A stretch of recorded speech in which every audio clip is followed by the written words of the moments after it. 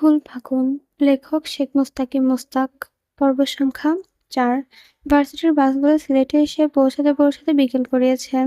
সন্ধ্যা নামি করছে। পাহাড়ের গা ঘেঁষে তাঁবু খাটানো হচ্ছে।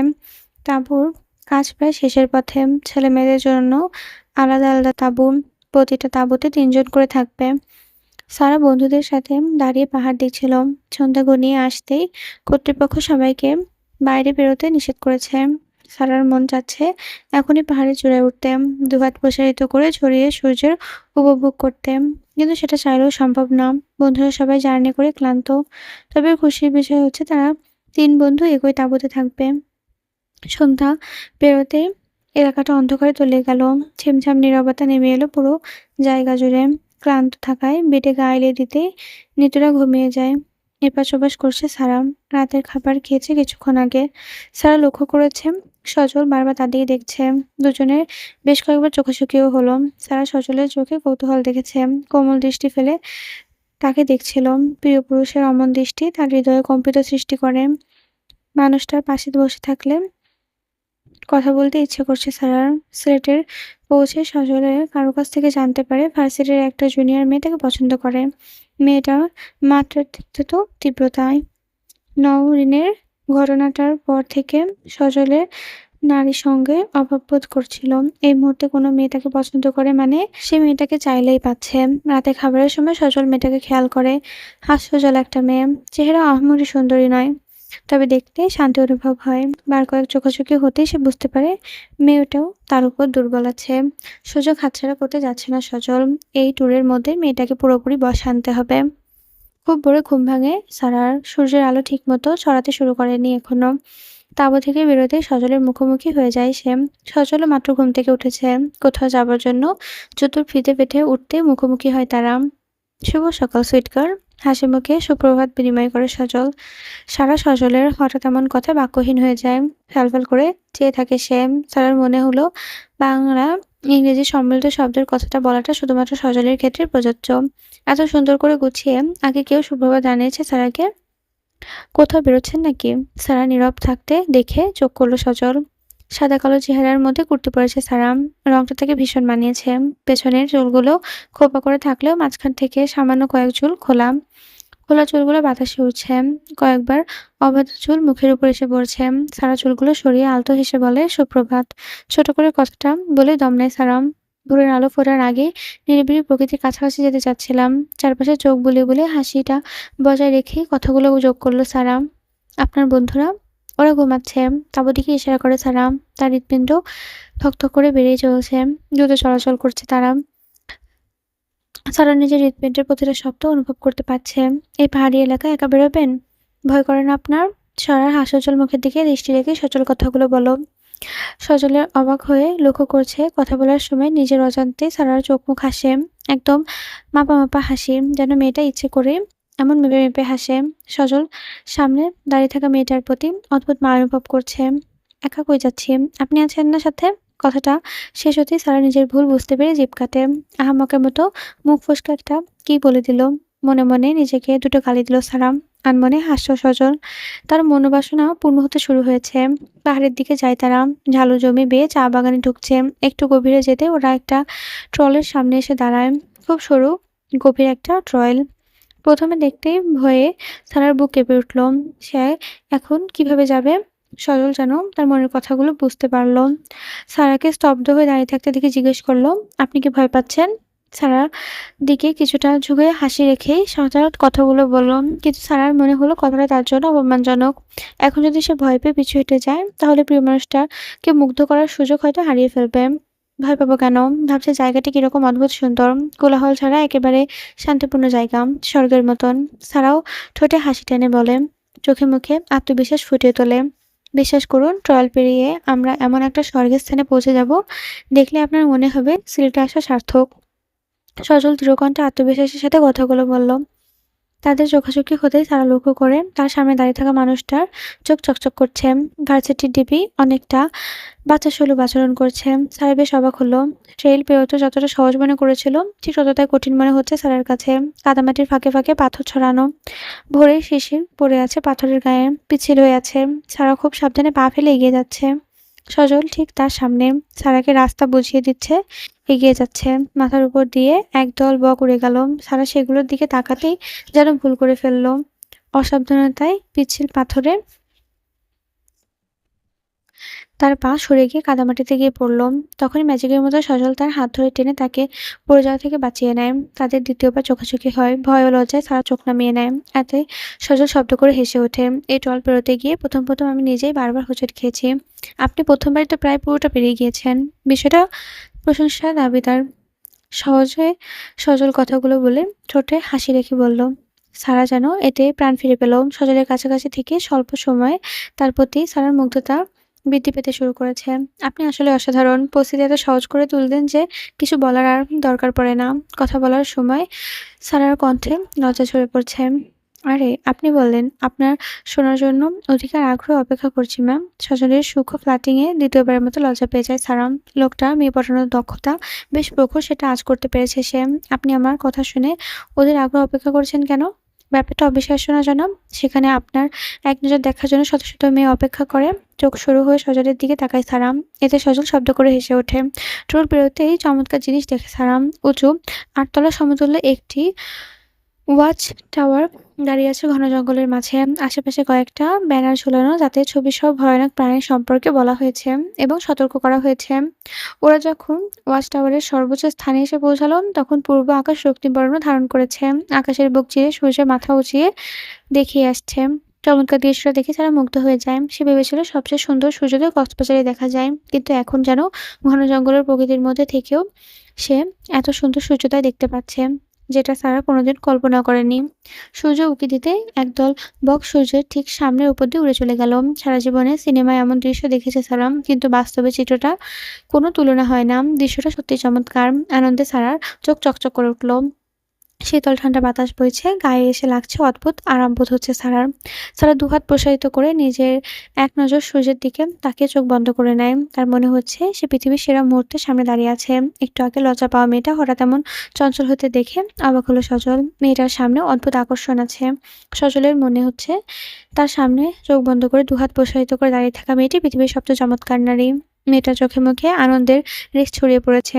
সজল মুগ্ধ হয়ে বেশ খানিকক্ষণ তাকিয়ে রইল। পর মুহূর্তেই সে চমৎকার দৃশ্য দেখতে পেল। একদল বানর একটা বন্য ঘোড়ার পিঠে চড়ে আছে। বানরগুলো ঘোড়ার পিঠে লাফালাফি করছে। ঘোড়াটা অতিষ্ঠ হয়ে এদিক ওদিক ছোটাছুটি করছে। সজলের মনে হলো এরকম চমৎকার দৃশ্য তার সারাকে দেখানো উচিত।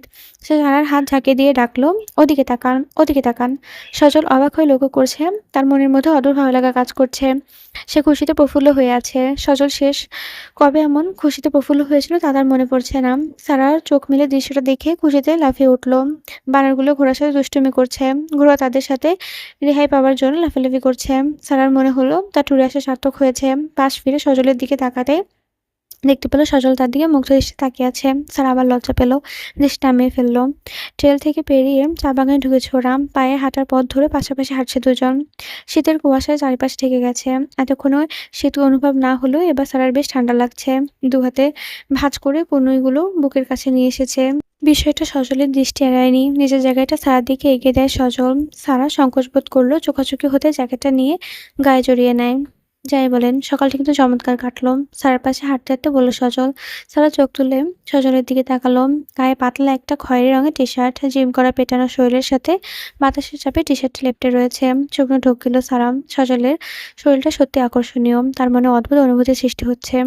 সুন্দর মানুষের সাথে কাটানো সবকিছু সুন্দর হয় জানাব। কথাটা বলতে গিয়ে লজ্জায় মাথা নুইয়ে ফেলল সারা।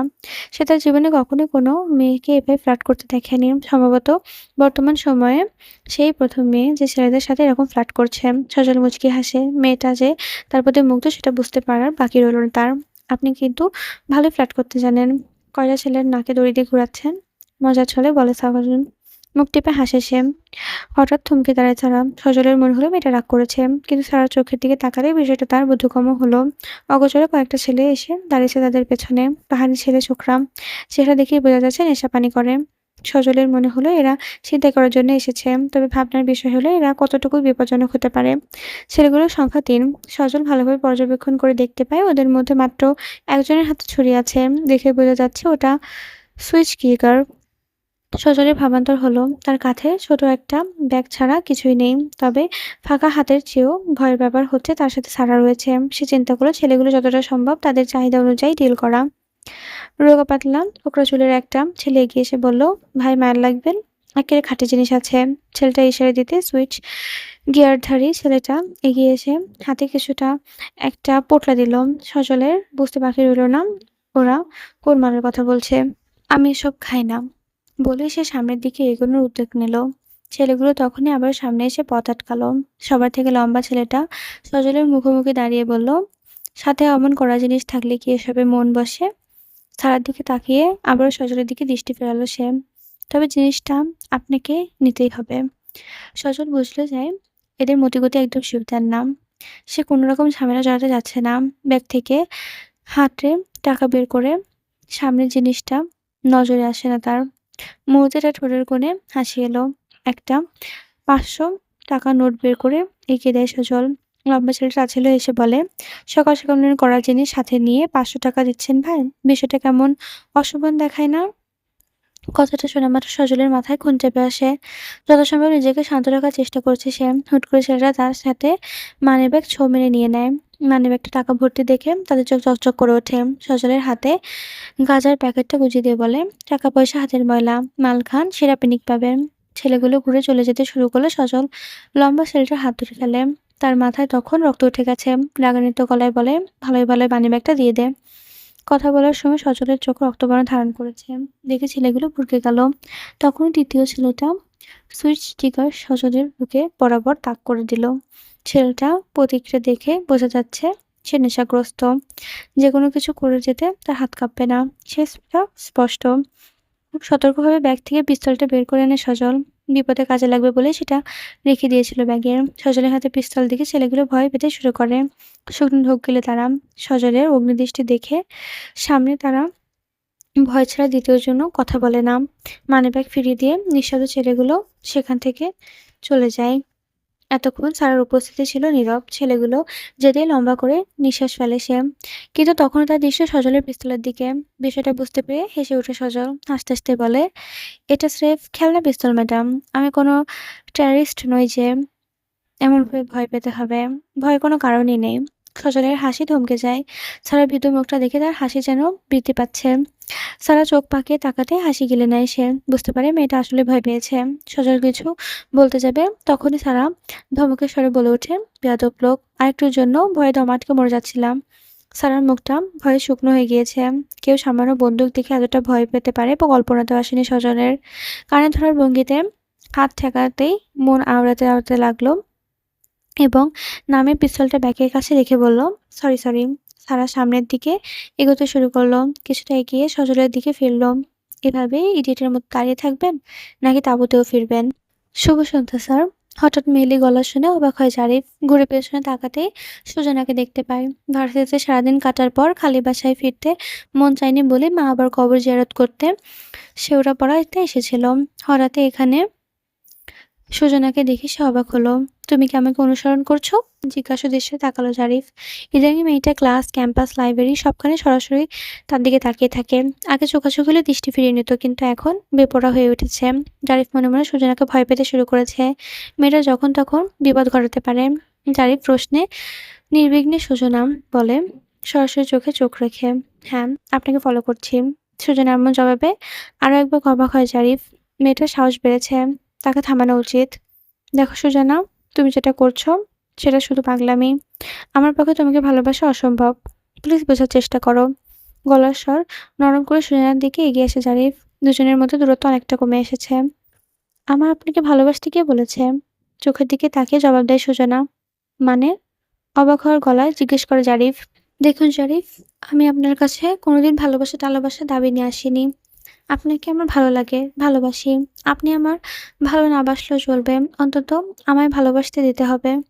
এটাতে হস্তক্ষেপ করবেন না প্লিজ।" সুজনা চোখ ভিজিয়ে শুকনো গলায় জিজ্ঞেস করে। শক্তপোক্ত সুজনা নিজেকে এভাবে কারো সামনে দাঁড় করাবে এটা হয়তো কোনোদিনও ভাবেনি। সুজনা বাড়ি থেকে বেরিয়ে এলো। সন্ধ্যা পেরিয়ে গেলেও ঢাকার বৈদ্যুতিক আলোতে অন্ধকারের লেশমাত্র নেই। বাড়িটা বন্ধ থাকার ফলে চারপাশে অন্ধকার বোঝা যাচ্ছে না। সুজন নীরবে নিঃশব্দে কাঁদছে। ভালোবাসা মানুষকে না পাওয়ার যন্ত্রণা মানুষকে নরকের দর্শন করিয়ে দেয়।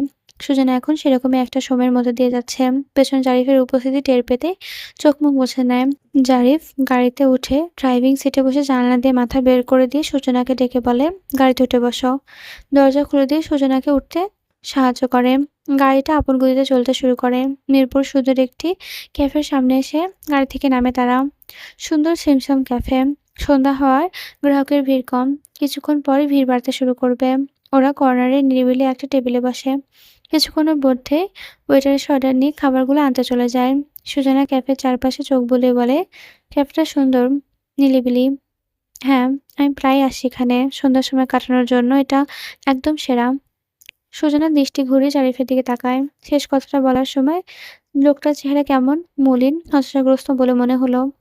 তাহলে কি জারিফ সাংসারিকভাবে খুশি নয়? কথাটা মাথায় আসতে নিজের কল্পনায় সাজানো সংসারে হারিয়ে গেল সুজানা। জারিফ তার হলে সে পৃথিবীর সবচেয়ে সুখী নারী হতো। কিন্তু মানুষটা তার নয়। ভাগ্য বড় নির্মম। আমরা যাকে সমস্ত কিছু উজাড় করে ভালোবাসতে শুরু করি, ভাগ্য সে মানুষটাকে আমাদের থেকে কেড়ে নেয়। সুজানার ভেতরে একটা ছোট্ট দীর্ঘশ্বাস বেরিয়ে আসে। "আপনার ওয়াইফের সাথে বেরোন না?" ওনার সম্পর্কে তো কিছুই বললেন না। নিজেকে সামলে নিতে দ্রুত প্রসঙ্গ পাল্টে নেয় সুজানা।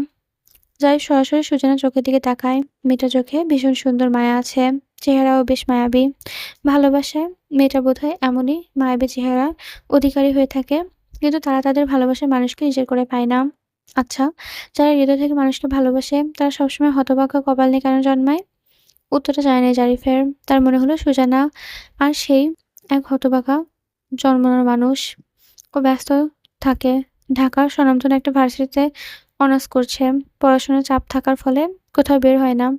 কথাগুলো বলার সময় জারিফ অন্যদিকে দৃষ্টি ঘুরিয়ে নিল। তার মনে হচ্ছে সামনে বসা মেয়েটার দিকে চোখে চোখ তাকালে তার মনের অবস্থা সে বুঝে ফেলবে। সারার সাথে সাংসারিক জীবনে জারিফ আসলেই সুখে নেই। স্বামীর অধিকার না পাওয়ার দুঃখের চেয়েও সারার থেকে বন্ধুসুলভ আচরণ না পাওয়ার দুঃখটা বেশি। গতকাল ট্যুরে গেলেও সারা এখনো পর্যন্ত তার সঙ্গে কোনো প্রকার যোগাযোগ রাখেনি। সে বার কয়েক কল দিলেও ওপাশ থেকে রেসপন্স করেনি। প্রথমবারের মতো জারিফ অনুভব করল সারা তার জন্য উপযুক্ত নয়। ওয়েটার খাবার নিয়ে চলে আসতে দুজনে শান্ত স্বভাবে থাকার চেষ্টা করল। এতক্ষণ সুজানার মনে যে ঝড় বইছিল, এখন জারিফের মনে সেরকম ঝড়ের উৎপাত হচ্ছে। কথায় আছে, মেয়েটা ষষ্ঠীয় ইন্দ্র প্রবল হয়। জারিফের মনে হচ্ছে সুজানার দৃষ্টি এড়ায়নি কিছুই। হঠাৎ করে বিয়েটা কিভাবে হলো? উনি আপনার পূর্ব পরিচিত? পূর্ব পরিচিত বলতে তুমি রিলেশনের কথা বোঝাচ্ছ? জারিফ খুব দ্রুত জবাব দিল, "আসলে ওরা আমাদের পারিবারিক মিত্র।" ওর বাবা হঠাৎ করেই বললেন, তারপর দেখে আমার পছন্দ হয়েছে। জারিফ এবার সুজনের দিকে তাকালো। তাদের চোখাচোখি হয়। সুজনের মুখটা ভীষণ অসহায় লাগছে। জারিফের মনে হলো এই মুহূর্তে পৃথিবীর সবচেয়ে অসহায় মেয়েটি তার সামনে বসে আছে। তিনি কি খুব বেশি সুন্দরী? সুজনার গলা ভিজে আসছে। কথা বলার সময় কণ্ঠস্বর কাঁপছে। মৃদু হাসে জারিফ। এরকম হাসি দেখে সুজনের কিছু সময়ের জন্য বেকুব বনে গেল। সে কি হাসির জন্য বলেছে? জারিফ হাসতে, হাসতে বলে, "হ্যাঁ, সে ভীষণ সুন্দরী। তাকে দেখলে হৃদয় আরামবোধ হয়। চক্ষু শীতলকারী হয়ে ওঠে। সৌন্দর্য বুঝে আসে। আমার বউ সেরকমই সুন্দরী।" সুজানা খেয়াল করল বউয়ের প্রশংসা করার সময় জারিফের চোখ উজ্জ্বল বর্ণ ধারণ করেছে। চেহারা জুড়ে মুগ্ধতা ছড়িয়ে পড়েছে। জারিফ তার বউকে কতটা ভালোবাসে সেটা তার মুখ দেখে স্পষ্ট বোঝা যায়। "আমাকে দেখলে হৃদয় আরামবোধ হয় না স্যার? চক্ষু শীতল হয় না?" কথাটা বলার সময় সুজানার চোখ দিয়ে পানি পড়ছে। জারিফের সামনে সশব্দে কেঁদে ফেলে সুজানা। এই মুহূর্তে নিজেকে তার পৃথিবীর সবচেয়ে বেহায়া, ঠোঁটকাটা মেয়ে বলে মনে হচ্ছে। ভালোবাসা যে মানুষকে বেহায়া বানিয়ে দেয়, তার জলজ্যান্ত প্রমাণ হচ্ছে সে নিজেই। খাবার ঠান্ডা হয়ে গেছে। টেবিলে বসে থাকা দুজন নরনারী সেদিকে খেয়াল নেই। সুজানা চোখ মুখ মুছে স্থির হয়ে বসে রইল। জারিফের স্বস্তি কমেনি। তার মনে হচ্ছে সে চাইলে সুজনের এমন নরকযন্ত্রণা থেকে মুক্তি দিতে পারত। কিন্তু এই মুহূর্তে সে নিজের প্রিয়তমা স্ত্রীর প্রেমে মগ্ন। পৃথিবীর সবচেয়ে বিশ্বতম ভালোবাসা হচ্ছে স্বামী-স্ত্রীর ভালোবাসা। বিধাতার নিজ হাতে লেখা পবিত্র বন্ধনে আবদ্ধ হয়ে এই জন্মের ভালোবাসা নেয় তারা। সম্পর্কের মধ্যে ভালোবাসা থাকাটা জরুরি। তার চেয়ে বেশি জরুরি বিশ্বাস। বিশ্বাস ছাড়া সম্পর্ক হচ্ছে তুলোর ওপর বিল্ডিং করার মতো, যা ঠুনকো ঝড়ে ভেঙে পড়বে। সৎ থাকার মধ্যে অদ্ভুত রকমের প্রশান্তি কাজ করে। অসৎ মানুষেরা প্রায় প্রশান্তি অনুভব করতে পারে না। তাদের হৃদয় অন্ধকার পাপে ডুবে যায়। যে পাপ ঘর, সংসার, ইহকাল পরকাল সব ধ্বংস করে দেয়। সারাদের দলটা দাঁড়িয়ে আছে মায়াবী ঝরনের সামনে। তাই ঝরনার সৌন্দর্য উপভোগ করছে। সারা আর সজলের বেশ কয়েকবার চোখাচোখি হলো। যেন প্রকৃতির সৌন্দর্য তাদের এই মনের কাছে কিছুই না। সারা নিঃশব্দে সজলের পাশে গিয়ে দাঁড়ালো। কাছাকাছি যেতেই সারা অনুভব করলো তার হৃৎপিণ্ড দ্রুত গতিতে চলাচল করছে। সজলের চোখের কোণে হাসি ফুটে উঠেছে। সে অনুভব করছে মেয়েটা দেখার জন্য তার হৃদয় ব্যাকুলতা সৃষ্টি করছিল। সকালের পর একটা দীর্ঘ সময় তাদের কোনো দেখা হয়নি।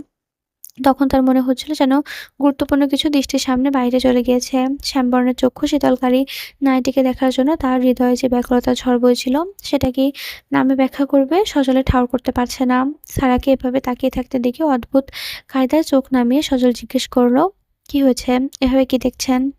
"আপনাকে। আমাকে দেখার কি আছে? সকালেও তো দীর্ঘক্ষণ একসাথে ছিলাম। আপনাকে দেখে ভার্সিটির কোনো মেয়ের আঁচ মিটবে না জনাব।" সারা মুগ্ধ চোখে সজলের মুখপানে তাকিয়ে রইল। সেখানে ভালোবাসা ব্যতীত কোনো কিছুই অস্তিত্ব খুঁজে পাওয়া যায়নি।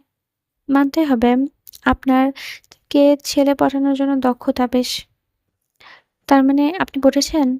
সারার প্রশ্নে দুজনেই দিকে মুগ্ধ চোখে তাকিয়ে রইল। নীরব থেকেও যে কিছুক্ষণ বলা যায়, সেটাই বুঝি এই দৃষ্টির সুর। সারার মনে হলো সে তার ভালোবাসার মানুষটির মনে তার জন্য প্রেমের সৃষ্টি করতে সক্ষম হয়েছে।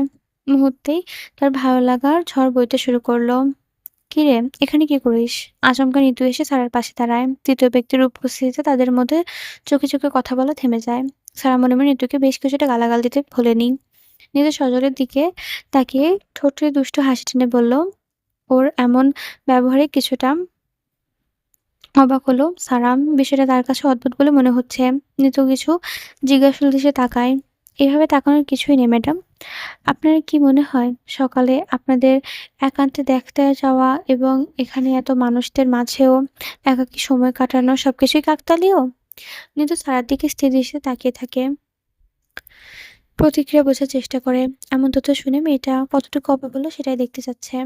"তার মানে আপনি পরিকল্পনা করে সবকিছু করেছেন? আর ওই ছেলেগুলোর ঘটনাও কি?" সারা অসহায় বোধ করছে। সে ভাবেনি সজল তাকে ভালোবাসতে শুরু করেছে। কিন্তু সবকিছু যে পরিকল্পিত ঘটনা সেটা সবার সামনে তার মনের ভেতর তোলপাড় শুরু করে দেয়। "আপনার সাথে দেখা হওয়া এবং সময় কাটানো সবকিছু পরিকল্পনা ছিল? ছেলেগুলোর ঘটনা আমার কোনো হাত নেই।" সজল সরার দিকে তাকিয়ে সরাসরি কথাগুলো বলল, দূরত্ব কমিয়ে আনল। "গতকাল আপনার ব্যাপারে জানার পর থেকে আপনার জন্য আমার মনে আগ্রহ জন্মায়। চেষ্টা করেছিলাম আপনার সাথে সময় কাটাতে, আপনাকে জানাতে। তাই নিতুদের সাথে কথা বলে সকালে ঘুরতে যাবার পরিকল্পনাটা করি।" সারার চোখের দিকে তাকিয়ে কথাগুলো বলে সজল। কথা বলার সময় তার চোখে মুগ্ধতা ঝরে পড়ছে। সারার মনে হচ্ছে সজলও তাকে পছন্দ করতে শুরু করেছে। আনন্দের রেশ চোখে মুখে ছড়িয়ে পড়ে। সজলের নিজে পরিকল্পনার সংসার কাটতে শুরু করে সারা। মনে হলো সে কারো সাথে পবিত্র সম্পর্কে আবদ্ধ আছে। কেউ তাকে বিশ্বাস করে তাকে সম্পূর্ণ স্বাধীনতা দিয়েছে। সারার মধ্যে অনুশোচনা জাগলো। একদিকে সজলের ভালোবাসা, অন্যদিকে জারিফের বিশ্বাস। মিশ্র প্রতিক্রিয়া জন্ম নেয় তার মনের মধ্যে। কিছুক্ষণের জন্য তার নিজের পৃথিবীর সবচেয়ে অসহায় মানুষটি বলে নিজেকে মনে হয়। বিশ্বাস ভঙ্গ করা নিকৃষ্ট কাজগুলোর মধ্যে অন্যতম। সারা নিজেকে নিকৃষ্ট না বলে মনে করতে লাগলো। ভোরেই সে ঢাকা ফিরেছে। সারারাত বাসে ঘুমিয়ে কাটালেও প্রচণ্ড ক্লান্তি বোধ করছে। বাসায় আসতে জারিফের মুখোমুখি হয় সারা। মানুষটার সামনে দাঁড়াতে তার অস্বস্তি বোধ হচ্ছে। জারিফ বরাবরের মতো হাস্যোজ্জ্বল মুখে জিজ্ঞেস করল, "সিলেট কেমন লাগলো?" "হুম, চমৎকার। আমার মনে হয় সিলেট দেশের অন্যতম সুন্দর প্রাকৃতিক জায়গা।" সারার কণ্ঠে উল্লাস ঝরে পড়ছে। "বাহ! তাহলে তো বলতেই হচ্ছে আপনার সময়টা ভালোই কেটেছে।" জারিফ রান্নাঘরের দিকে এগিয়ে যেতে যেতে কথাগুলো বলল। "হ্যাঁ, সেরকমটা বলা যেতে পারে।" সারা ফ্রেশ হতে ওয়াশরুমে চলে গেল। খুব দ্রুত ফ্রেশ হয়ে রান্নাঘরে ঢুকলো সে। তৎক্ষণাৎ জারিফকে খিচুড়ি রান্না করতে দেখল। মসলাপাতি তৈরি করতে শুরু করেছে। বেসিনে চাল ভেজানো হয়েছে। ফ্রিজ থেকে খাসির মাংস বের করে ভিজিয়ে রাখা হয়েছে একপাশে। সারা খিচুড়ি প্রস্তুত দেখে খুশি হয়ে গেল। "আরে বাহ! শীতের সকালে খিচুড়ি চমৎকার জমবে তো।" সারার কথা শুনে হাসে জারিফ। আসলে চমৎকার জমবে। ভুনা খাসির মাংসের সাথে খিচুড়ি। পরক্ষণে মনে হলো সারা সারারাত জার্নি করে এসেছে। এখন তার রান্নাঘরে আসাটা উচিত নয়। "আপনি রেস্ট নিন। রাতেও তো মনে হয় ঘুম হয়নি।" "আরে না, না। পুরো রাত ভরপুর ঘুমিয়েছি। আর আপনাকে প্রস্তুতি করতে দেখে আনন্দে মনটা নেচে উঠল। যদিও আমি রান্না পারি না, তবে আপনাকে টুকটাক হেল্প করতে পারি।" সারার এমন সহজ সহজ স্বীকারোক্তি জারিফ ভুলেই গেল সারার আচরণের কথা। দুজন হেসে খেলে রান্না করলো একসাথে। খেতে বসলো। জারিফ কিছুক্ষণের জন্য মনে হলো সারা বোধহয় তাকে ভালোবাসতে শুরু করেছে। সে মনে মনে সিদ্ধান্ত নেয় আজকে ভার্সিটি থেকে ফেরার পথে তার প্রিয়তমা স্ত্রীর জন্য কিছু বিশেষ নিয়ে আসবে। ট্যুর থেকে ফিরে ক্লাস করার বিন্দুমাত্র ইচ্ছে ছিল না ছাড়ার। কিন্তু কিছু জরুরি নোটের জন্য ভার্সিটিতে আসতে হলো। আজকে ভার্সিটি বেশ ফাঁকা। বেশিরভাগ ছাত্রছাত্রী আসেনি। দুপুরের আগেই ছাড়ার প্রয়োজন মিটে যাবে। একাডেমিক ভবন থেকে বেরিয়ে কিছুটা আসতেই মুড়মুড় খেয়ে বৃষ্টি শুরু হলো। শীতকালেও সচরাচর বৃষ্টি হয় না। এমন হঠাৎ বৃষ্টিতে দিশেহারা হয়ে গেল সারা। দৌড়ে পুকুর পাড়ের বটগাছের তলে আশ্রয় নেয় সে। বৃষ্টির সাথে হালকা বাতাস হয়েছে। বৃষ্টির পরিমাণ ক্রমশ বাড়ছে। আশেপাশে কাউকে দেখা যাচ্ছে না। সারার মনে ভয় জমতে শুরু করেছে। এই বৃষ্টি থামবে কখন? জরুরি কারে ভার্সিটিতে এসেছিল সজল। বৃষ্টির মুখে পড়ে যাবার ফলে নিজের অফিসে আটকে পড়ল সে। ছাত্র সংসদের কয়েকটি ছেলে অফিসে বসে ফোনে গেম খেলছিল। এসবে আগ্রহ না থাকায় জানালার পাশে দাঁড়িয়ে দৃষ্টি ফেরাল সে। দৃষ্টির সামনে দেখতে পেল বৃষ্টিতে সম্ভবত শীতকাল হয় না। চারপাশে ধুয়ে মুছে একেবারে পরিষ্কার হয়ে গেছে। পুকুরের দিকে চোখ আসতেই দৃশ্যটা আটকে গেল। বৃষ্টির বেগ বাড়ছে তো বাড়ছেই। সারা সেখানে আশ্রয় নিয়েছে, সেখানেও বৃষ্টির ছিটে এসে পড়ছে। এরকম পরিস্থিতিতে নিজেকে বড্ড অসহায় মনে হচ্ছে তার কাছে। এই অসময়ে বৃষ্টিতে ভিজে অসুখও হতে চাচ্ছে না। ব্যাগ থেকে ফোনটা বের করলো, কিন্তু কাউকে কল দিবে সেরকম পরিস্থিতি নেই। মোবাইলটা ওয়াটারপ্রুফ নয়। হঠাৎই সামনের দৃশ্যটা দেখে টনক নড়ে উঠল তার। একটা পুরুষ অবয়ব এগিয়ে আসছে দেখে ভয় জমতে শুরু করলো তার শরীর। সারা আশেপাশে তাকিয়ে কাউকে দেখতে পেল না। তার ভয়টা বাড়তে থাকলো। প্রবল বৃষ্টির কারণে চারপাশে একেবারে ঝাপসা হয়ে থাকার সামনে এগিয়ে আসা মানুষটির চেহারাও বোঝা সম্ভব হচ্ছে না। মাথায় গেঁথে রাখা একটা সেফটি পিন খুলে কৌশলে হাতে নিল সে। বিপদ দেখলে প্রতিঘাত করার সিদ্ধান্ত নিল সে। খুব দ্রুত মানুষটা তার সামনে চলে আসলো। কাছাকাছি আসতেই স্বস্তি পেল সে। কাক ভেজা হয়ে গেছে সজল। পুরো শরীর ভিজে চুপচুপ করছে। তারার দিকে হাত বাড়িয়ে রেইনকোটটা এগিয়ে দেয় সে। মেয়েটা কৃতজ্ঞতার দৃষ্টিতে হাত বাড়িয়ে তাকিয়ে থাকে। দুজনে চোখাচোখি হলো। সারা রেইনকোটটা না নিয়ে বৃষ্টির পানিতে ডুবে যাওয়া মাটিতে পা রাখলো। আকাশের দিকে মুখ তুলে চোখ বন্ধ করে বৃষ্টির পানি স্পর্শ করলো। পাশ ফিরে সজলের দিকে তাকাতে দেখতে পেল সজল তার দিকে মুগ্ধ দৃষ্টিতে চেয়ে আছে। চোখাচোখি হতে দুজন হেসে উঠল। অসময়ে বৃষ্টিতে ভিজলে অসুখ বাঁধবে ম্যাডাম। সারা কিছুটা এগিয়ে আসলাম। সজলের দিকে না ফিরে জবাব দিল, যে মানুষ আমার জন্য অসুখের তোয়াক্কা না করে ভিজতে ভিজতে এই বটতলায় এসেছে, তার সাথে বৃষ্টি উপভোগ না করে থাকি কিভাবে বলুন তো? জবাবে মৃদু হাসল সজল। নিঃশব্দে সারার পাশে এসে দাঁড়ালো। আকাশে দূর তীরে বজ্র বৃষ্টির মতো ফোঁটার মতো করে পড়ছে। দুজন নরনারী এক অদ্ভুত অনুভূতি নিয়ে আশেপাশে বৃষ্টিতে হেঁটে বেড়াচ্ছে। তাদের মধ্যকার দূরত্ব এতটাই কম যে মাঝ দিয়ে গাছের পাতা যাওয়া পর্যন্ত কষ্টসাধ্য। মেয়েটার বৃষ্টিতে ভিজে ডুবন্ত মাঠে পথে ছোটাছুটি করছে। বৃষ্টির বরণ করে নিচ্ছে। কখনো দুহাত মেলে দৌড়ে কিছুটা সামনে গিয়ে লাফ দিচ্ছে, কখনো ওঠার চেষ্টা করছে। যেন সে ছোট্ট পাখি, সবার সামনে ছেলেমানুষি করছে। এই মেয়েটা ভার্সিটিতে পড়বে সেটা কে বলবে? সজলও হেসে হেসে সারার সঙ্গ দিচ্ছে। দুজন বৃষ্টির মধ্যে খেলা করতে চলেছে, লাফালাফি করছে। হঠাৎ পা পিছলে পড়ে যাচ্ছিল। তখনই সজল সারার হাত ধরে ফেলে। মুহূর্তের মধ্যে মাটিতে আছড়ে পড়ে যায়, বেঁচে যায় সে। আবার চোখাচোখি হয় তাদের। একে অপরের চোখের দিকে মুগ্ধ দৃষ্টিতে তাকিয়ে থাকে। সারার মনে হচ্ছে পৃথিবী থমকে গেছে। এতক্ষণ দ্রুত গতিতে বৃষ্টির ফোঁটাগুলো ধীরে ধীরে পড়ছে। সারা অদ্ভুত মোহে ডুবে গেছে। মনে হচ্ছে পৃথিবীতে তারা ছাড়া তৃতীয় কোনো ব্যক্তি নেই। তারা বারবার মনে হতে লাগলো মুহূর্তটা যেন শেষ, অনন্তকাল ধরে চলতে থাকুক এমন মুহূর্ত।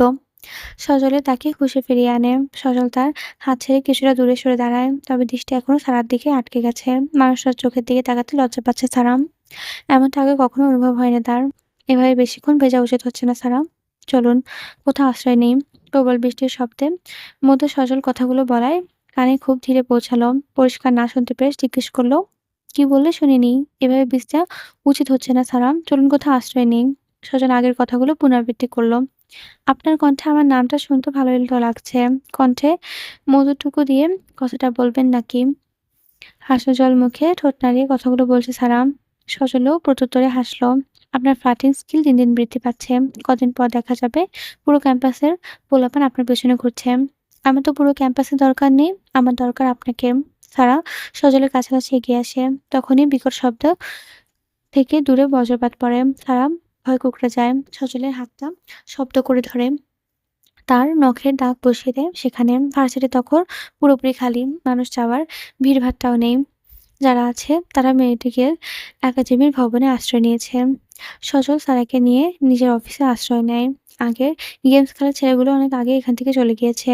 সারা জানালার পাশে এসে দাঁড়ায়। তখনও প্রবল বেগে বৃষ্টি পড়ছে। বৃষ্টির বেগ দেখে মনে হচ্ছে পৃথিবীর সমস্ত পাপ ধুয়ে মুছে পরিষ্কার করে দিতে নেমেছে। সজলের অফিসের অত্যাধুনিক একপাশে বসার জন্য সোফা, উত্তরে জানালার পাশ খোলা, ঘেঁষা একটি টেবিল, সম্ভবত ডিপিএম কার্যক্রম করার জন্য ক্ষেত্রে ব্যবহার করা হয়। সারা বৃষ্টিতে ভিজতে একাকিত্ব কাটালো। সমস্ত কাপড় ভিজে গিয়েছে তার, লেপ্টে গিয়েছে। সজল তার দিকে স্তব্ধ হয়ে তাকিয়ে রইল। কাপড় শরীরে লেপ্টে থাকার ফলে সারার শরীরের প্রতিটা বাঁক স্পষ্ট ফুটে উঠেছে। সজল বাক্যহীন হয়ে গেছে। মেধহীন দৃষ্টিতে সারার দিকে তাকিয়ে আছে। বিষয়টা বুঝতে পেরে সারা বোধশক্তি লোপ পেল। পিঠের ব্যাগটা সামনে এনে নিজেকে ঢাকার প্রচেষ্টা করতে লাগলো। সজল ধীর পায়ে সামনের দিকে এগিয়ে গেল, শুরু করল। সারার হার্টবিট দ্রুত গতিতে ওঠানামা করতে লাগলো। এতক্ষণ ধরে বৃষ্টিতে ভেজার পরও শুকনো ঢোক গিলল সে। কথা বলতে চাচ্ছে সারা, কিন্তু গলা দিয়ে কোনো শব্দ বের হচ্ছে না। ততক্ষণ সজল তাদের মধ্যকার দূরত্ব কমিয়ে দিয়েছে। সজল কাছাকাছি পা বাড়াতেই সারা অস্পষ্ট গলায় বলল, এটা ঠিক হচ্ছে না। চোখ বন্ধ করে রেখেছে সারা। সজল তার ডান হাত সারার কানের কাছে নিয়ে গেল। জীবনের প্রথম কোনো পুরুষের স্পর্শ পেয়ে শিউরে উঠল সারা। ভয়ে তার বুক কেঁপে উঠল। বাধা দেওয়ার মতো শক্তি পাচ্ছে না সে। কিন্তু তখনই তাকে অবাক করে দিয়ে সজল তার কানের কাছে গুজে খোঁজা একটি গোলাপ ফুল হাতে দিয়ে দিল। স্বস্তির নিঃশ্বাস ফেলল সারা। বড় করে শ্বাস ফেলল সে। জবা আমার ভীষণ পছন্দের ফুল। ক্যাম্পাসের পূর্ব দিকে একটা জবা গাছ আছে। আমি মাঝে মাঝে সেখানে ফুল সংগ্রহ করি। ফুলের গায়ে আলতো করে হাত বুলিয়ে কথাগুলো বলল সজল। কথা বলার সময় সে হাসে। তারা বুঝতে পারে না পরিস্থিতি স্বাভাবিক করার জন্য এই হাসি। বুক ভরে লম্বা করে শ্বাস নেয় তারা। তখনই হাতে হাতে স্পর্শে কেঁপে উঠল শরীর। সজল সরাসরি তার চোখের দিকে তাকিয়ে আছে। সারা টের পাচ্ছে এই দৃষ্টি তাকে একটু একটু করে ভেঙে দিচ্ছে। সে ক্রমশ দুর্বল হয়ে পড়ছে। জানালার কাছের বৃষ্টির ফোঁটা পড়ে ঘরের মেঝেকার দৃশ্য ঝাপসা হয়ে গেল। আকাশে লম্বা করে বিদ্যুৎ চমকিয়ে দূরে কোথাও আবার বাজ পড়ল। পরপর দুবার।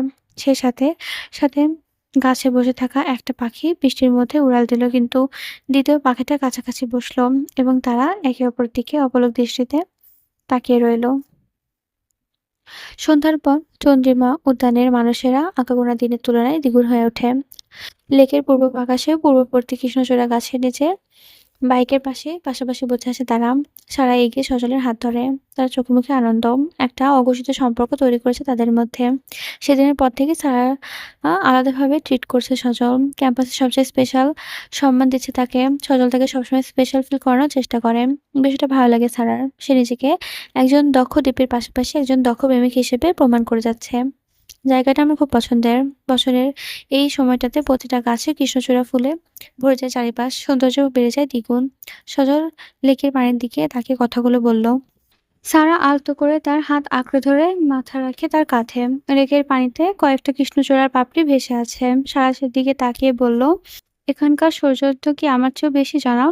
কথা শেষ হতেই সে সজলের মুখের দিকে তাকালো এবং দৃষ্টি ফেরালো ফের। সজলও তার দিকে তাকালো। চোখাচোখি হয় তাদের। কিছুক্ষণ নীরব থাকে। এরপর একে অপরের চোখের দিকে তাকিয়ে থাকে। পৃথিবীতে সবকিছুর সৌন্দর্যের সংজ্ঞা আলাদা। তুমি যদি মানুষের সৌন্দর্য খোঁজো তাহলে সেখানেও সৌন্দর্য বোঝার জন্য অনেকগুলো আলাদা ধরন খুঁজতে হবে। যেমন কারো চোখ সুন্দর তো কারো চুল, আবার কারোর ব্যক্তিত্ব দেখে তোমার ভালো লাগবে, আর কিংবা মন মানসিকতা দেখে। এটা সম্পূর্ণ নির্ভর করে তোমার কাছে সৌন্দর্যের সংজ্ঞা কি তার উপর। সজল আলতো করে সারার বাহুতে হাত রাখলো। এখন দুজন দুজনকে দেখছে। বাব্বা, বড্ড দার্শনিকের মতো কথা বলছেন তো। তাহলে বলো, আমার কোন বিশেষত্বের জন্য তোমার আমাকে পছন্দ? প্রেমিকাদের বিশেষ হতে হয় না, তাদের বিশেষ করে তোলে প্রেমিকের চিন্তাভাবনা। প্রেমিকা ততক্ষণ সুন্দর যতক্ষণ প্রেমিকের দৃষ্টি সুন্দর। সজল সারার বাহু ধরে তাকে মৃদু ধাক্কা দেয়। খিলখিল করে হেসে ওঠে সারা। তার এই মুহূর্তে নিজেকে পৃথিবীর সবচেয়ে সুখী নারী বলে মনে হচ্ছে। মানুষ বোধহয় ভালোবাসার কাছাকাছি এলে শিশুসুলভ হয়ে যায়। সবার মন চাচ্ছে দুহাত ছড়িয়ে লেকের পাড়ে দৌড়ে দিতে। আবার পরক্ষণে সিদ্ধান্ত পাল্টে নিল। এখন তার মন চাচ্ছে লেকের পানিতে সজলের পাশাপাশি পা ডুবে বসে থাকতে। আপনি এমন কেয়ারলেস কেন? সন্ধ্যা থেকে কল করছি, কিন্তু একটা কলও তোলেননি। এখন কয়টা বাজে খেয়াল করেছেন আপনি? আপনার জন্য যে চিন্তায় বাসায় আমি অস্থির হয়ে যাচ্ছি, সেটা জানেন না? সারা বাসায় ঢুকতেই তার দিকে একগাদা প্রশ্ন ছুড়ে দিল জারিফ। এতে প্রচণ্ড বিরক্ত বোধ করলে সারা। কেউ তার উপর খবরদারি করবে, এটা তার কোনোদিনই পছন্দ না। আমার জন্য আপনাকে কি চিন্তা করতে বলেছে? আমি কি বাচ্চা যে হারিয়ে যাব? যত সব। ড্রেসিং টেবিলের ওপর ব্যাগটা রেখে রাখতে বিরক্তিতে বলল সারা। আমার জবাবে জারিফ অবাক হলো। সারার দিকে এগিয়ে আসে সে। মুখোমুখি দাঁড়িয়ে বলে, "সারা, আমি আপনার হাসব্যান্ড। আপনাকে নিয়ে আমার চিন্তা করা স্বাভাবিক। এই এক কথা, আমার জীবনের সবচেয়ে বড় ভুল এই জিনিসটা, এই বিয়েটা। প্লিজ আমাকে মুক্তি দেন।" সারা হাত জোড় করার ভঙ্গিতে চিৎকার করে উঠল। "সারা, এসব কি বলছেন আপনি? শান্ত হন প্লিজ।" জারিফ বুঝতে পারছে না পরিস্থিতিতে ঘটে যাচ্ছে। সে কিছুই বুঝতে পারছে না। হয়তো তার সারাকে এরকম প্রশ্নবিদ্ধ করা উচিত হয়নি। বয়স হবার পর ১ম বার কেউ তার উপর চিৎকার করল। লজ্জিত বোধ করল সে। শান্ত হবার মতো কিছুই নেই জারিফ। আমি সত্যি অভিনয় করতে টায়ার্ড। আমি এতদিন ট্রমাটাইজ হয়ে যাচ্ছি। এই সব মুহূর্ততে সম্পর্কটাকে টেনে নিয়ে যাওয়া আমার পক্ষে সম্ভব না। প্লিজ আমাকে মুক্তি দিন। I want divorce. কথা শেষ হতেই ওয়াশরুমে ঢুকে গেল সারা। জারিফ বাক্যহীন হয়ে দাঁড়িয়ে রইল বাইরে। জারিফের মনে হতে থাকে তার পায়ের তলা থেকে মাটি যেন সরে যাচ্ছে। বিয়ের ২ মাস পেরিয়ে গেলেও তাদের মধ্যে স্বামী-স্ত্রীর কোনো সম্পর্ক গড়ে ওঠেনি। জারিফ ভেবেছিল হঠাৎ বিয়ে হওয়ায় সারা সময় নিচ্ছে। কিন্তু বিষয়টা তার কাছে যে ট্রমাটাইজ হয়ে দাঁড়াবে সেটা সে কল্পনা করেনি। জারিফ স্তব্ধ হয়ে খাটে বসে রইল। কিছুক্ষণ আগে সারার বলা কথাগুলো এখনো তার কানে বাজছে। সারা ওপাশ ঘুরে শুয়ে রইল। জারিফ চোখ মুখে ঘুম আসছে না। মেয়েটা কি সত্যিই তাকে ট্রমাটাইজ করছে? বিষয়টি হজম হচ্ছে না তার। জীবনের সর্বোচ্চ চেষ্টা করে এসেছে মানুষ হবার জন্য, সহজ হতে। কিন্তু তারই স্ত্রী কিনা বিছানার এপাশ-ওপাশ করছে জারিফ। রাত গভীর হয়ে এলেও তার ঘুম আসছে না। সারার কথাটা তাকে পুরোপুরি নাড়িয়ে দিয়েছে। অনেক কষ্টে শেষ রাতের দিকে দু চোখের পাতা এক হয়ে আসে তার। খুব ভোরে ঘুম ভাঙে সুজানার। ফ্রেশ হয়ে বারান্দা দাঁড়াতে চমৎকার দৃশ্যটা দেখতে পায় সে। তার বারান্দার পূর্ব দিকে আকাশে সবে রক্তিম সূর্যটা মাথা উঁচু করে দাঁড়িয়েছে। সুজানা মৃদু হাসে। এমন সকাল সে দীর্ঘদিন ধরে কল্পনায় আসছিল। ক্লাস চলাকালীন সুজানা খেয়াল করে জারিফের মন অস্থির। প্রতিদিন শান্তশিষ্ট মানুষটা কেমন অস্থির হয়ে আছে। ছেলেমেয়েরা সামান্য শব্দ করলেও কেমন ঘাবড়ে যাচ্ছে। মুখটা ফ্যাকাশে হয়ে আছে। ক্লাস শেষ করে জারিফ বেরোতেই সুজানা এক প্রকার দৌড়ে বেরিয়ে আসে। হল হয়ে দৌড়ে জারিফ অনেকটা এগিয়ে গেছে। শিক্ষক কক্ষের খুব কাছাকাছি। কয়েক কদম এগোলেই অফিসে ঢুকে পড়বে। উপায় না পেয়ে সুজানা ডাক দিল, "জারিফ শোনেন।" কথা শেষ হওয়ার মাত্রই সে জিভ কাটল। এতদিন সে ভয়টা পাচ্ছিল সেটাই হলো। হলওয়ে থাকা শিক্ষক-শিক্ষার্থীরা তার দিকে অবাক কাণ্ডে তাকিয়ে আছে। নাম ধরে ডাকায় জারিফ প্রচণ্ড অবাক হয়ে গেল। ভয় ছিল এই মেয়েটাকে তাকে বিপদে ফেলবে এবং সেটাই ঘটল আজকে। পরক্ষণে সুজানা দাঁত বের করে বেক্কালের মতো হাসি দেয়।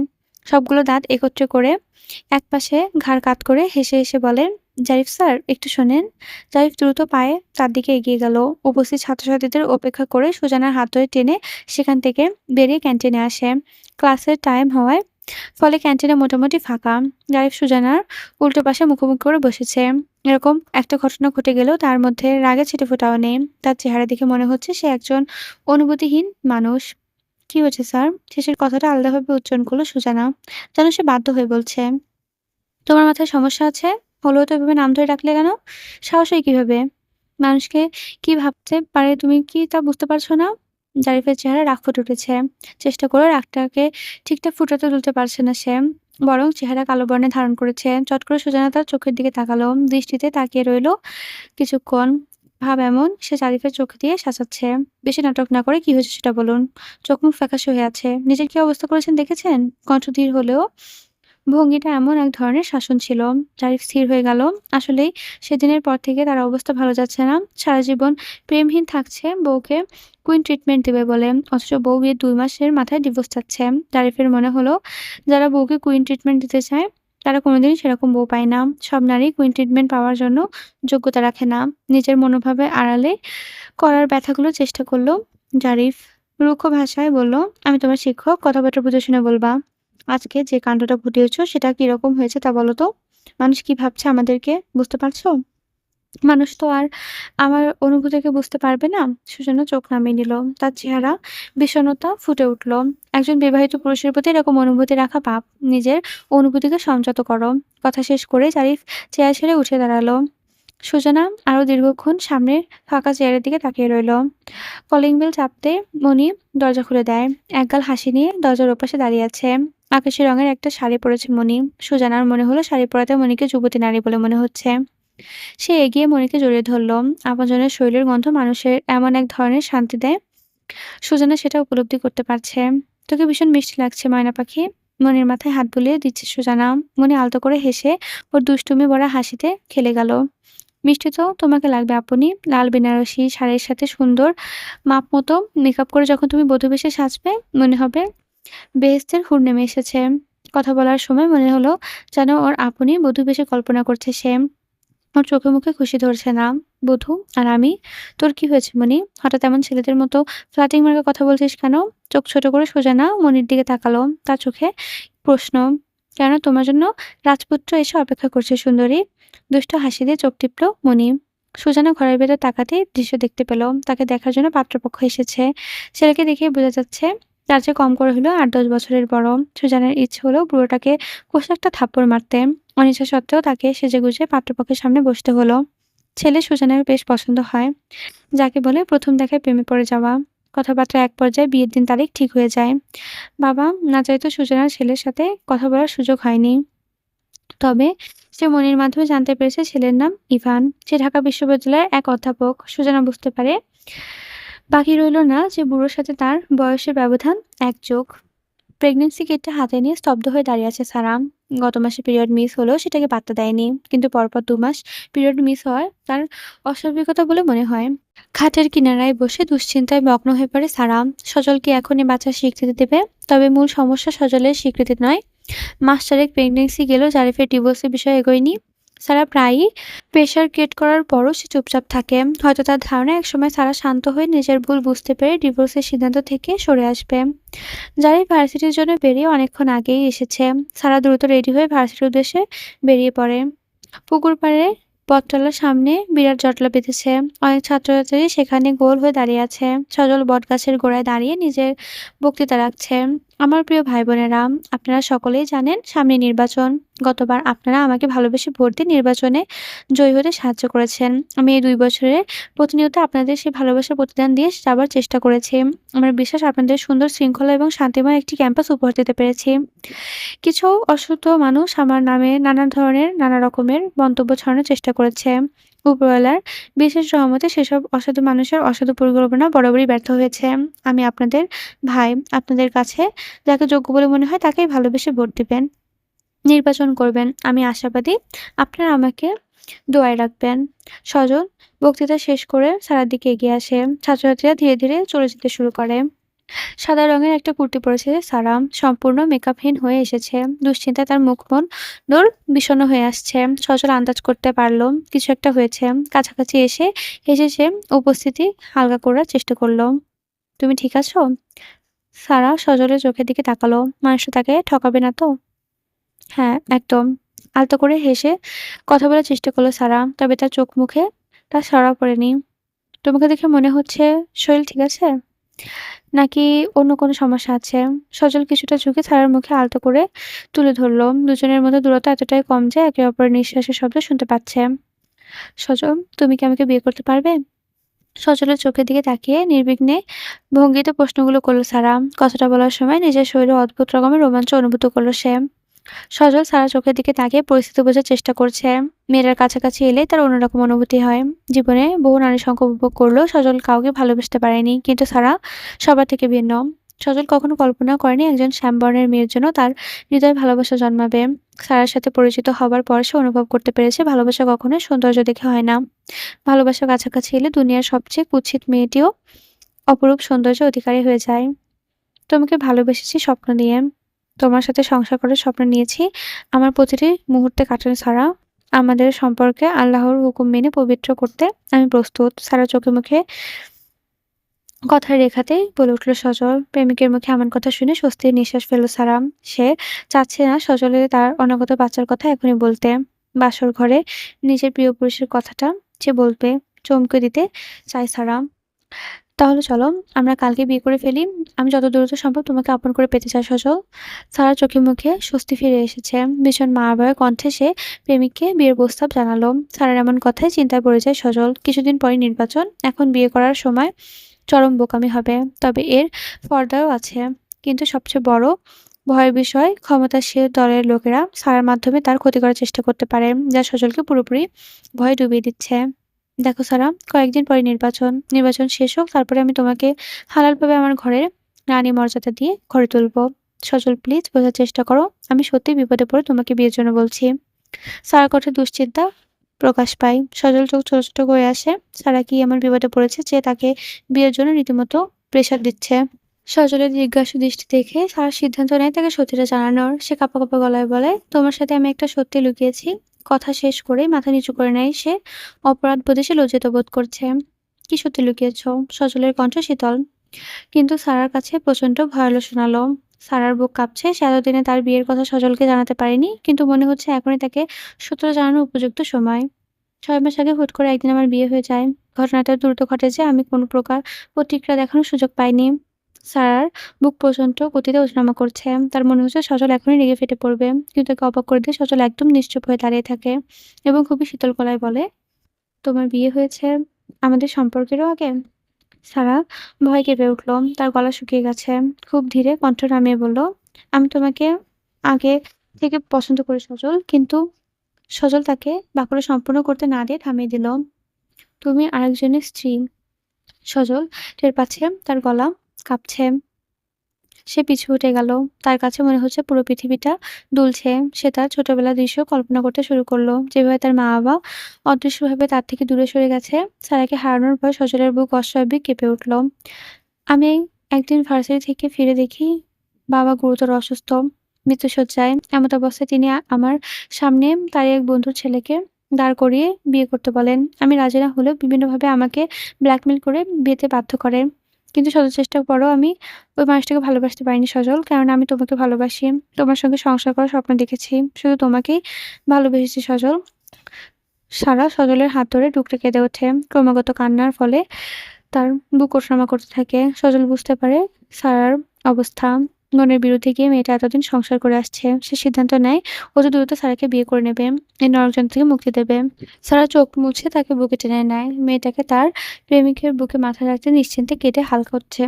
ক্লাস শেষ করে বেরোতেই জারিফের ফোনে একটা মেসেজ আসে। স্ক্রিনে সূচনার প্রেরিত মেসেজ ভেসে ওঠে। "স্যার একটু বসুন্ধরা শপিং মলের সামনে আসবেন প্লিজ। আমি আপনার জন্য অপেক্ষা করছি।" জারিফ ফোনটা পকেটে রেখে অফিস রুমে ঢুকে যায়। আজকে তার আরো একটা ক্লাস আছে। ক্লাস চলাকালীন সময় হওয়াতে অফিস রুম ফাঁকাই থাকে। কিছুক্ষণ চোখ বন্ধ করে চেয়ারে হেলান দিয়ে বসে থাকার পর দ্বিতীয় ক্লাসের উদ্দেশ্যে বেরিয়ে পড়ে সে। ক্লাস শেষ করে জারিফ চলে যায় সদরঘাটে। সন্ধ্যা নেমে এসেছে। লঞ্চগুলো শহর ছেড়ে যাবার জন্য ব্যাকুল হয়ে উঠেছে। যাত্রীরা আপনজনদের কাছে ফেরার তাগিদে চোখে মুখে তৃপ্তি নিয়ে লঞ্চে উঠে বসছে। লঞ্চ ছেড়ে দিলেও কিছু মানুষ ছোট নৌকায় করে জীবনের ঝুঁকি নিয়ে লঞ্চে ওঠার চেষ্টা করছে। আপনজনদের কাছে ফেরার তাগিদে মানুষগুলো জীবনের ঝুঁকিতে ফেলে দুবার ভাবছে না। কিন্তু জারিফের ফেরার কোনো তাড়া নেই। সে তার মতো উদাসীন ভঙ্গিতে শহর ছেড়ে যাওয়ার লঞ্চগুলো দেখছে। মানুষ দেখছে বুড়িগঙ্গার ময়লা পানিতে ভাসা বিভিন্ন পানির বোতল, ময়লা পলিথিনের দিকে তাকিয়ে থাকছে। জারিফের বিরক্ত লাগছে না। বুড়িগঙ্গার ময়লার পানির গন্ধ তার নাক পর্যন্ত পৌঁছাচ্ছে না।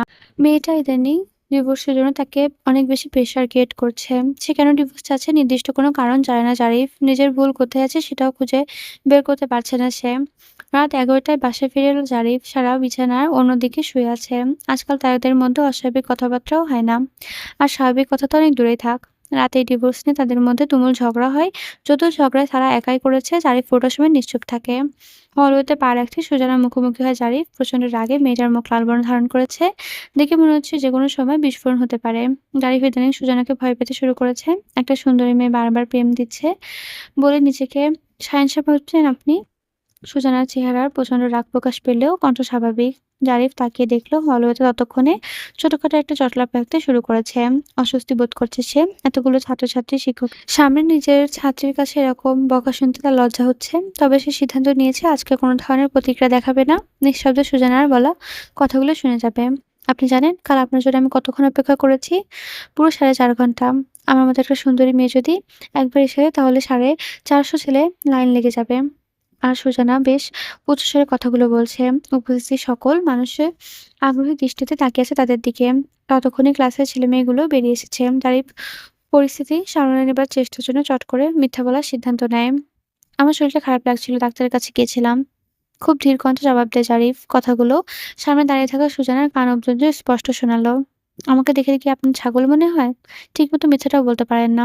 আপনার মুখের প্রতিক্রিয়া দেখে ক্লাস 1 এর বাচ্চাটাও বলে দেবে আপনি মিথ্যা বলছেন।"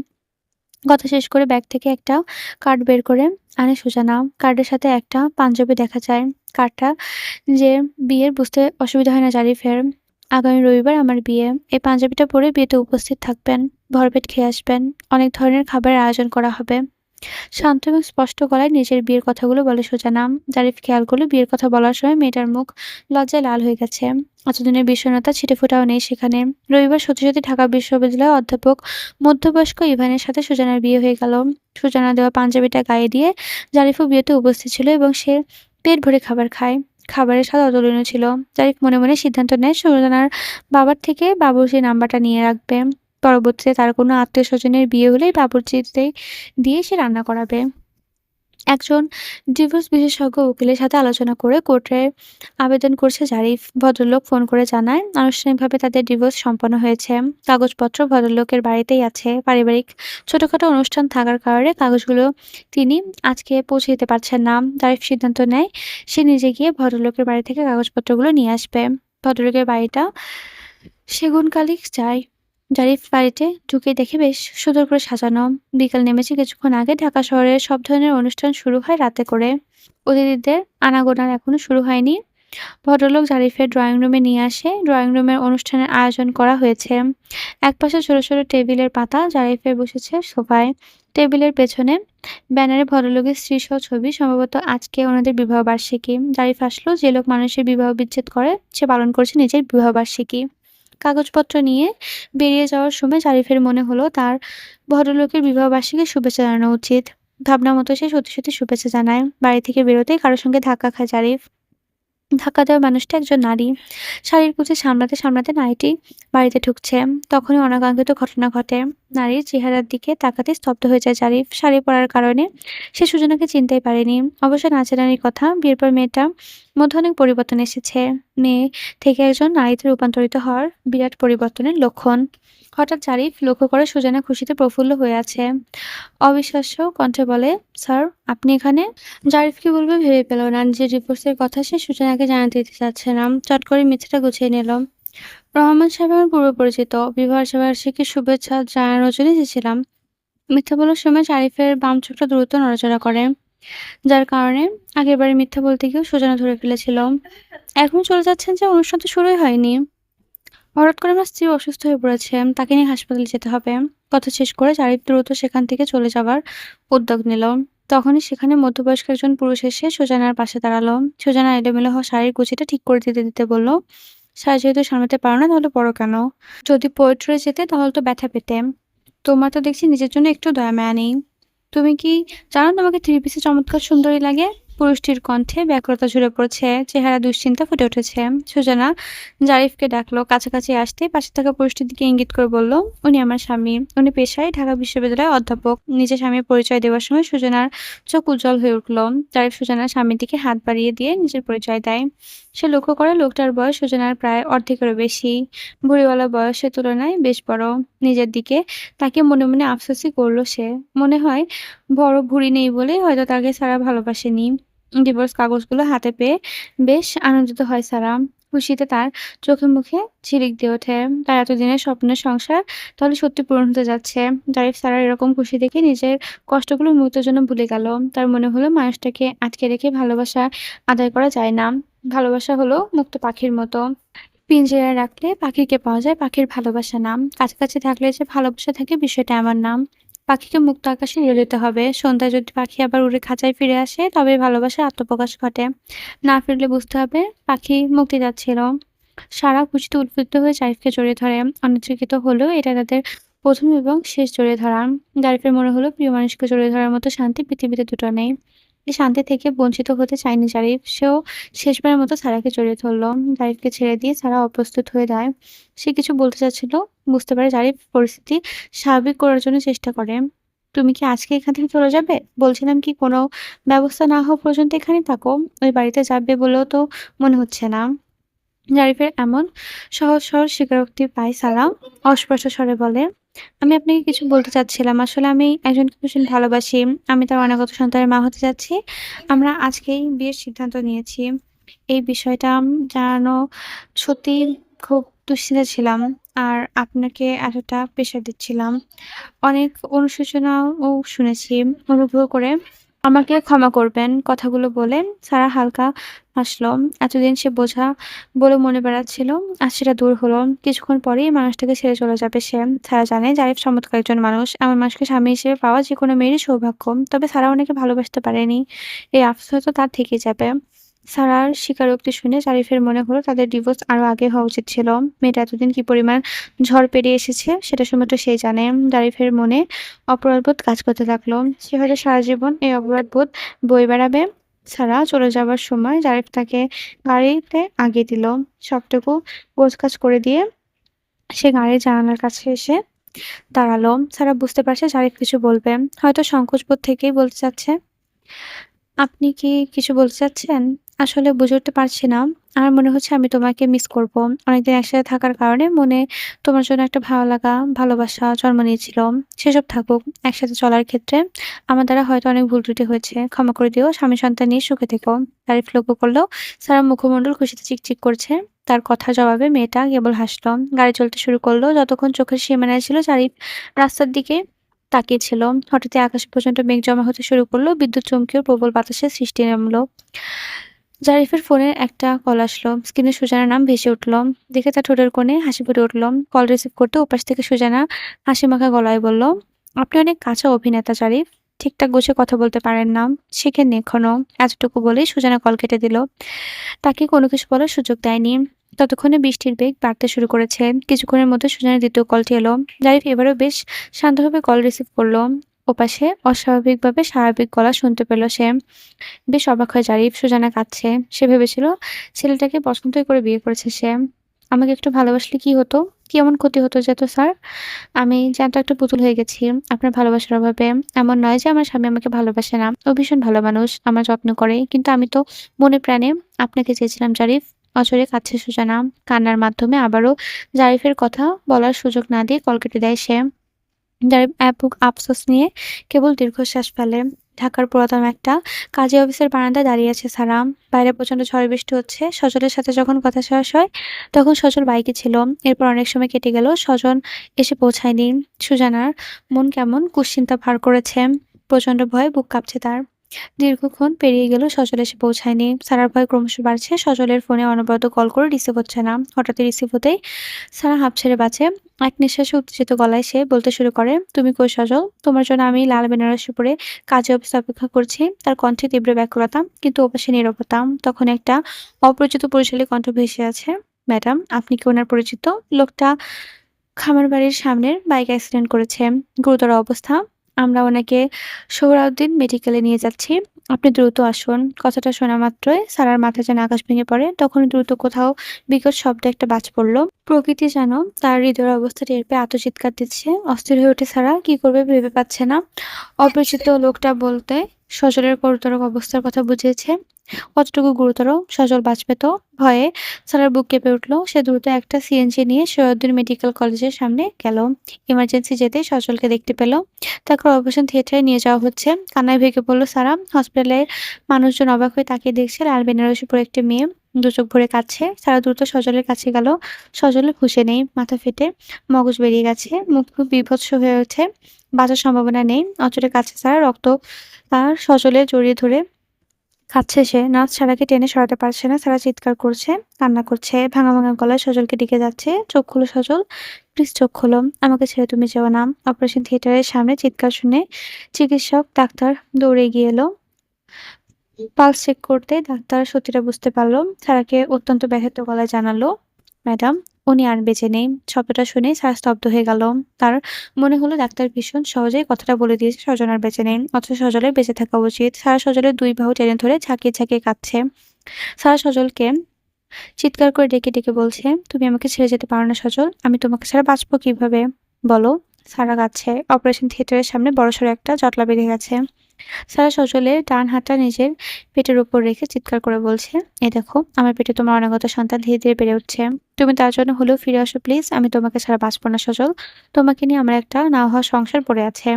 নার্স সারাকে টেনে নিয়ে নিল। সাদা কাপড়ে সজলের মুখ ঢেকে দিল। সারা তখনও কেঁদে চলেছে। ভিড় থেকে কেউ একজন আফসোস করে বলছে, আহারে, নিজের সন্তানের মুখটা দেখে যেতে পারল না। কি চরম দুর্ভাগা মানুষটা।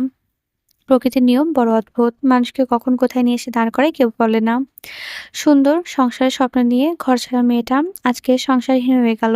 এজন্যই বোধহয় বলা হয় কাউকে ঠকিয়ে কখনো সুখী হওয়া যায় না। প্রকৃতির পরে সবচেয়ে অদ্ভুত প্রাণী মানুষ। সবকিছুর পাবার পরেও মানুষ ভালোবাসার জন্য হাহাকার করে মরে। দিন শেষে সে মানুষটা মানুষ পায় না। সৃষ্টির জগতে মানুষের মতো অসহায় প্রাণী সম্ভবত আর দ্বিতীয়টি নেই। সমাপ্ত।